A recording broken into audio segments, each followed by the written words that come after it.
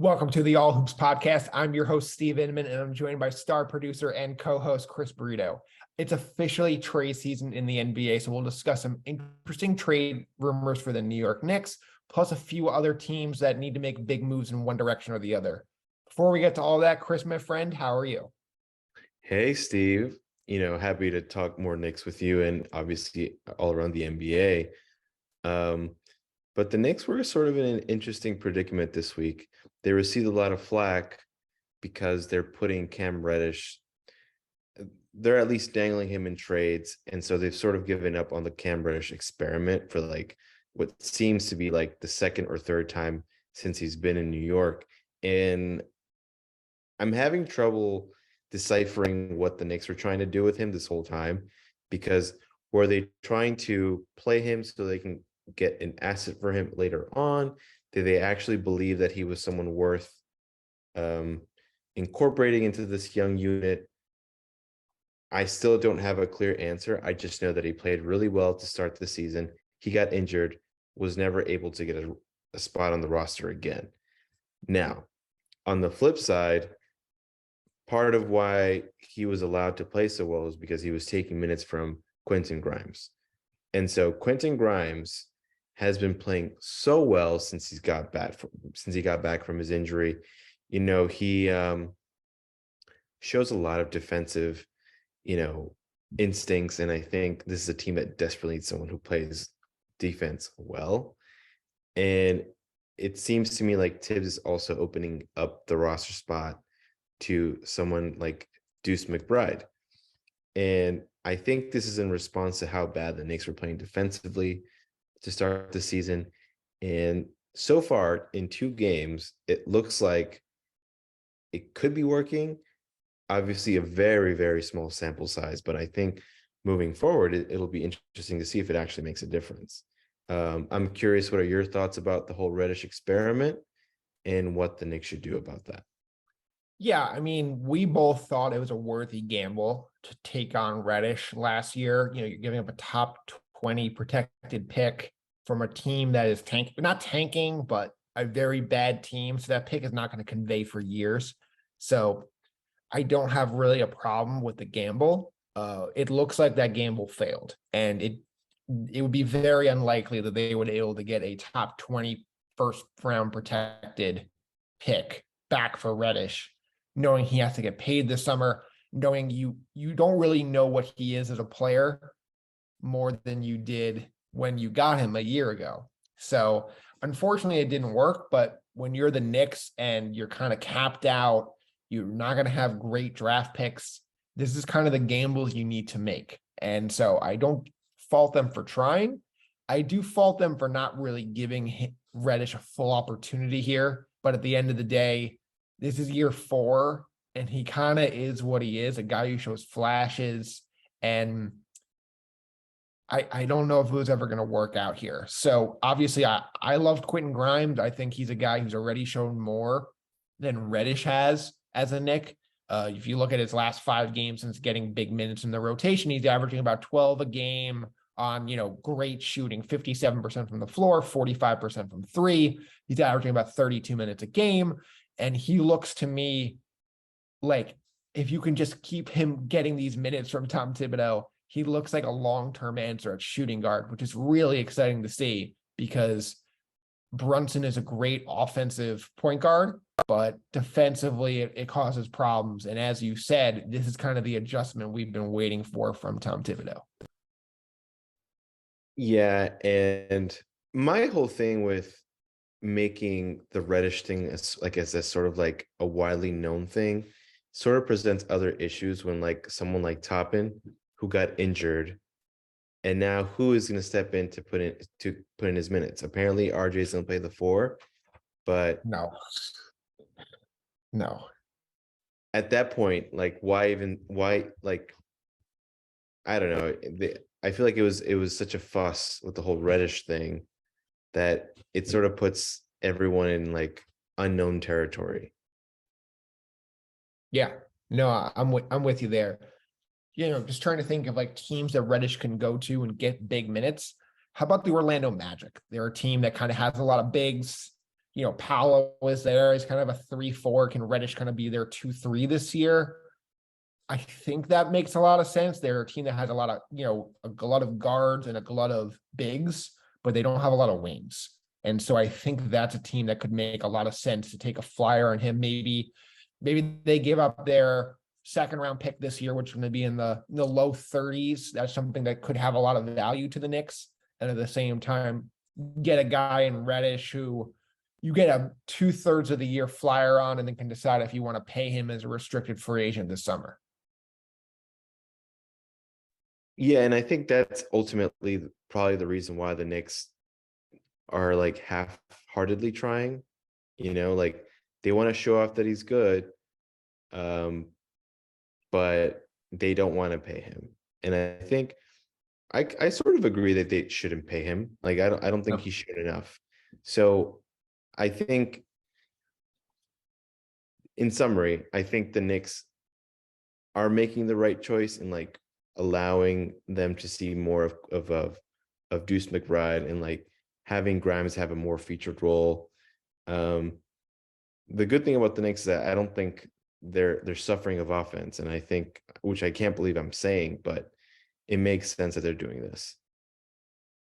Yeah, no, I'm with you there. Let's talk about another team that's not suffering for offense. That's the New Orleans Pelicans. Chris, they are 16-8. They lead the Western Conference. We both thought this team was going to take a big leap this year. I thought they'd be a top 4 seed out West, but I did not see this coming where they were going to be this dominant defensively. They were going to have, all their offensive guys not gelling, but close to gelling. They're getting there. And so, Chris, can this team win it all? I think they can be a top 4, top 5 team in the West, but I think they're certainly like advancing further than the front office could have imagined. I mean, we were talking about it before the show, how David Griffin was basically on the hot seat yesterday, and now it's Last season. last season, Yeah. yes, last season. And now, because of the trade to get CJ McCollum, that ignited a whole different, layer to this team, that now they are one of the better teams in the West. Basically the dream of what Zion was supposed to be is like slowly being fulfilled on this Pelicans roster. And like, it's cool to see that the Pelicans have added a lot of good young pieces. You have Herb Jones, you have Alvarado, to name a few. And then Trey not to Murphy. mention, you have Jonas, you have Ingram, you have, as mentioned, CJ McCollum, and oh yeah, you have Zion. I mean, this is a team that has a lot of potential, and like, it's nice to see that really come to fruition. I mean, it hasn't come to fruition yet, but it's coming to fruition. Yeah, I mean, we've kind of thought they've drafted really well the last few years. I love Herb Jones. Trey Murphy's a guy I love coming out of the draft. He's been spectacular for them, averaging, 13 or so a game, with really good shooting numbers. We all know what Herb Jones can do defensively. We saw that in the playoffs. We all know what Jose Alvarado can do defensively. We saw that in the playoffs. But I want to bring up what you talked about. You talked about it before the show, and it's really a great point by you, which is CJ McCollum kind of changed his organization, where it looked like things were on the outs. And then we were talking about, is Zion going to want to be there for a while? And then you get to the point where CJ comes in, he holds Zion accountable and says, pick up the phone, you should be here. And they make this run in the first round. They almost upset Phoenix. And now you look at him, and he's a leader of this team. He hasn't really played that well. He's shooting under 40% from the floor, but I think what he and this Pelican team was able to do in the playoffs last year motivated Zion to say, I got to get back and lead this team. He's doing that, and now they look tremendous. Well, I think that's always the benefit of adding a vet who has sort of like been there. He went to the Western Conference Finals with Dame and sort of could offer something that really none of the people on the Pelicans roster that were with Zion at that point could really offer him, except maybe Steven Adams, I guess, when he was on the team. But I don't know, man. I'm just really encouraged by the way that this team is working together, and CJ has brought a professionalism to a mostly young roster, and he's a good compliment, you know. Absolutely. I'm rooting for this team. I hope they can get it done because they're young, fresh blood in here. And obviously, the NBA, as much as we do, wants to see Zion on the highest stage. So hopefully they can make a run here. And very excited to see how that plays out. We're going to be at one of their games in April. So excited to see how this plays out. And hopefully they're fighting for something then and we can get to see Zion in action. And for the Knicks also. Of course, they're going to be fighting for the 10th seed, but we'll wait and see on that. All right, Chris, let's get to our next topic. Brittney Griner released from the Russian prison in a not criminal swap, but a prisoner swap. And I wanted to get your take on this. Obviously, you and your team at CBS was kind of on the forefront of the news and what's going on. And there's been a lot of speculation in what actually went down. I want to hear what you have to say about this. So sure. There was a team of reporters who worked really hard on this, and they received word that this was happening last week, but we kept it under wraps in as a way to sort of keep the situation like protected and like encourage for everything to like go smoothly. In terms of the swap itself, I think there are many ways we can look at this, and a lot of that discussion has unfolded on social media. We don't have to get into the particulars of that, but this is a great thing to have an American back home, someone who was unjustly imprisoned. And I think the main takeaway from this is that it was the one thing that I guess I want to get at is a lot of people think that both Paul Whelan, the U.S. Marine that's also who is still in Russian custody, and Brittney Griner were both up for grabs in exchange for this Russian arms dealer that was in U.S. custody, but there was never really an option of both, or to have both. That's been the It was perceived notion, so I'm glad you bring this up. the perceived notion, right? It was Griner or nothing, and the U.S. government chose Griner, and chose Griner only because it was either bring her back or bring nothing back. That was the only option on the table in exchange for this Russian arms dealer, Victor Boat. And that's really the main takeaway from this, that I think a lot of people think, there's the perception that, the U.S. government left Paul Whelan stranded, and didn't push enough. But really, negotiations have been happening for months. But this was the end result. And, obviously Griner's family has said that they're going to push to get Whelan back.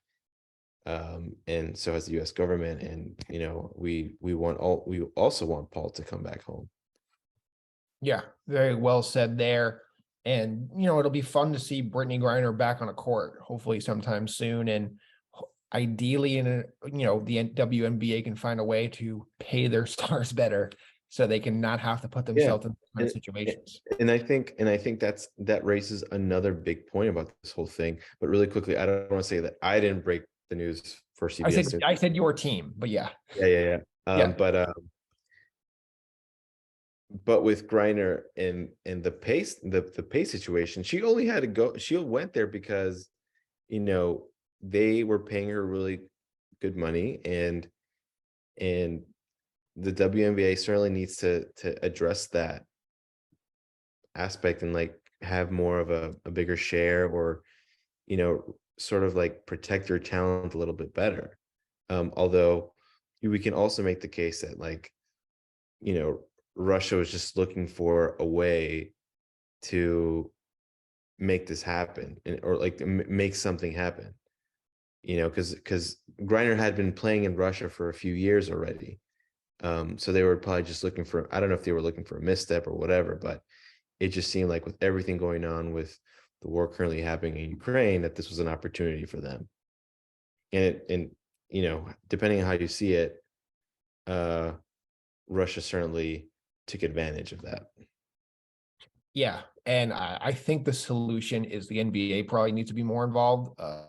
An industry that kind of prints money, whereas the WNBA, they can try to justify that they don't make enough money to pay the players a significantly more amount of money. So maybe if the NBA or the NBA players get involved, I mean, they were very vocal about bringing Brittney home. Maybe they can get vocal about how to pay these amazing athletes, more of what they're worth. And I think that's really the only way any of this is going to change. And, obviously this was a terrible ordeal for Brittney and her family. And hopefully something good can come out of it where we can kind of all say, all right, how do we make sure these athletes are being paid, to not put themselves in harm's way? Agreed, man. All right, Chris, let's get to our final thoughts right after this. All right, Chris, final thoughts time here on the All Hoops podcast. You brought up a really cool idea I'm excited about. We're talking about teams that should blow it up. One of my favorite subjects in the NBA. We have two teams here that kind of aren't real, are stuck in the mud. And I have two different opinions on these teams. But we're going to start with the Chicago Bulls. They're 10-14. Looks like Lonzo is not going to play anytime soon. DeRozan's been fantastic. LaVine's been in and out of the lineup. Should they blow it up? Sorry about that, guys. Someone was ringing my doorbell, but no one was there. I think they should blow it up. Honestly, I don't see the point. I don't know. It's sort of like what the Knicks are doing, right? Like, I don't know how far this team can really go.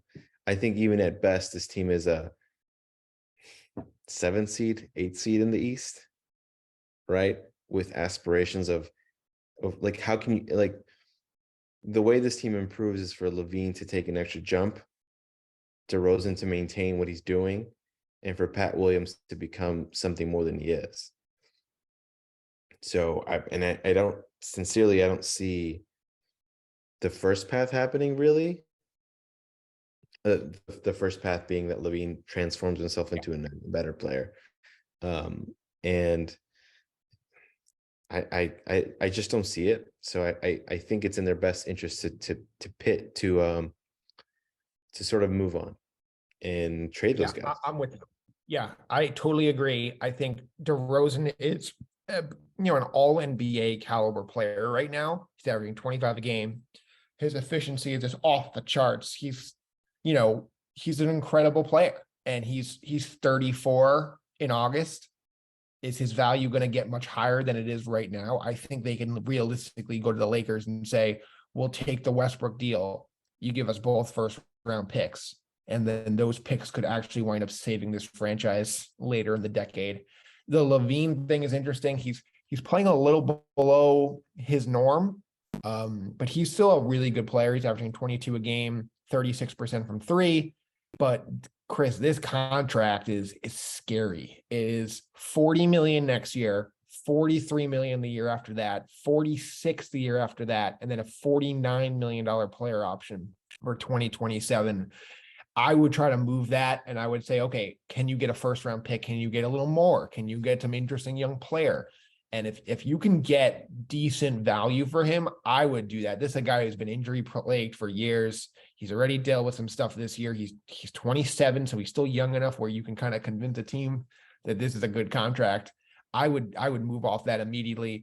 And then the other guy you mentioned is Patrick Williams. He has just been a disappointment. He's a below average player. He was a 4th overall pick last year, and the Bulls, who said they were going for it, last year they chose not to include him in a Jeremy Grant swap. He winds up going to Portland, and now you look at this team and they're kind of muddling around the 8th seed. And I think they're a quality team. I think they're a playoff team. I don't think it matters. I just don't see this team really going anywhere. Defensively, they're a mess. The Vucevic-Carter swap was a disaster. I think that's the biggest mistake they've made in the last few years. And I understand it's a different regime, but they're just not going anywhere, especially with Lonzo's future really up in the air. He's missed a good year and a half. I don't see him coming back anytime soon. They don't think he's coming back anytime soon.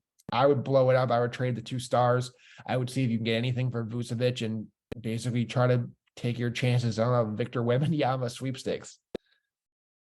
I mean, at that point, it's a worthy gamble, I think.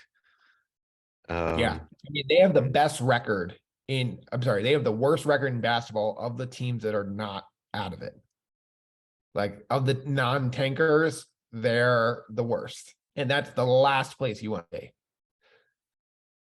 And you could at least make the argument that a team like the Knicks is at least within grasp of doing something. They're pretty much in the same position, except I believe the Bulls can get a lot more for a guy like DeRozan or Levine than the Knicks could get for trying to trade like a Randall. Whereas the Knicks would kind of just be starting over. The Bulls can get legit first round picks for their guys. Yeah. Yeah. I mean, I think it's so painful to say, but you're right. I mean, I think Levine is someone who's like a player or two away of being something bigger than what they are would make sense. I mean, I loved Levine at 25 million a year, but Levine at 45 million a year with his injury history just scares me beyond belief. And those years are going to be in his 30s. I would move on. I don't know how they feel though. I think they want to go for it. We'll see. All right, the next team, the Miami Heat, Chris. Obviously, this is a team that they haven't looked great. They've had a lot of injuries. They're 12-14.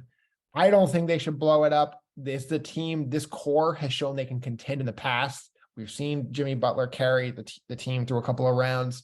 We've seen Tyler Hero get hot.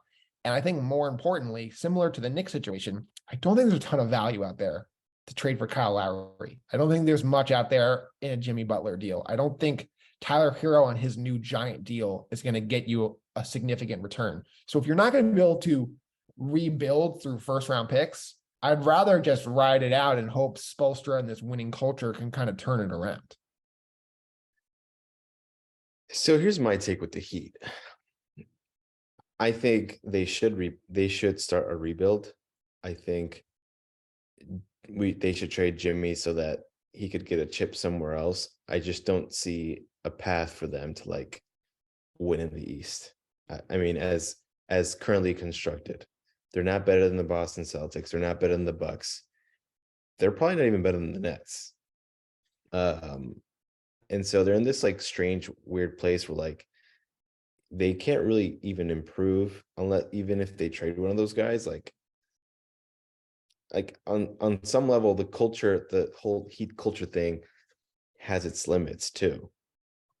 It's interesting because like you look at their core, you look at Lowry, Butler, Bam, Hero. None of them offensively, numbers wise, are really playing poorly. They're all playing really well. They're just not winning games because they just haven't been able to get all these guys in the lineup at the same time. And so is that trend going to continue the rest of the year? I'm willing to bet it's not, and they're going to be able to get everybody healthy and they can go on a run. And this would be the most Heat thing ever, where they win 44 games and then all of a sudden they upset, the Sixers in the first round and they're toe to toe with Boston in the second round. And that's probably worth not blowing it up. I don't know. The team that was a game away in the Eastern Conference Finals last year, and the year before they were deep in the playoffs, and the year before that they went to the finals. They were 2 games away from winning the whole thing. So I wouldn't blow it up. I think they more just need to make one more move. I think they just need one more really good wing, maybe a Jay Crowder, who's kind of on the outs in Phoenix, something along those lines. I'd rather try to build something further than to tear this whole thing down. And I think that reason for that is just because we've seen them do this before, where they're kind of just not going anywhere. And then all of a sudden you go, oh, wait, they're in the Eastern Conference Finals. How did that happen? And then also, I just don't think 33-year-old Jimmy Butler is going to bring you back this monster return that's going to rejuvenate the organization. Sure about that? Can they get multiple first-round picks for him? I think you can. If you're a team that is in position, who needs maybe one guy, like sort of like in a situation like Levine, I think Denver give up 2 first-round picks or a first and Porter. Is that something Miami should be interested in? And then I don't think they really have anything else they can move. Like Lowry, you're not going to be able to trade Lowry for anything. Are you telling me the Nuggets, who could be in position to win? I feel like if the Nets, if the Nuggets traded for Jimmy Butler, they're in position to win the No, I NBA. agree with Yeah. that. Oh, I'm okay, saying, okay, okay. is it worth it for the Heat? Yes. Okay. Well, Like there's just no, they're like, they're just not going to be as good. They're going to make the playoffs probably. They're probably going to be like a 6 or 7 seed. But yeah. how's that better than like being like a Knick and then like being like the Knicks or anything like that? You know, I like just think they're always a threat. Like this group has shown they can be a threat to win the title. That doesn't mean they will win the title, but if you're a team that finishes in the final four, isn't there merit to that? Isn't there value in that? And maybe the answer is no. Maybe the answer is they've done this too many times in a row for that to matter. But I think for now, I would try to go for it and try to add pieces to this group instead of trying to take them away. I don't know how they're going to do that, but I don't either. Maybe it's the buyout market. Maybe everyone goes, oh, I want to go to sunny South Florida. That's what worked for me. all right. All right, Chris, is there anything else you want to talk about before we wrap up the show? No, man. I'm just looking forward to seeing if this Tibbs experiment's gonna keep working. Yeah, I'm with you there. And obviously, I'm team Deuce McBride and Quinn Grimes. So hopefully those guys can stay in the rotation and continue to play at a high level. And that will do it for us here on the All Hoops podcast. Chris, I thank you so much. I thank our wonderful listeners on, Anchor, Spotify, Apple Music, Apple Podcasts, wherever else you get your audio, and then on YouTube to watch us and our pretty faces. So thank you so much, and we will talk to you soon. Bye, everyone. Have a good weekend and week.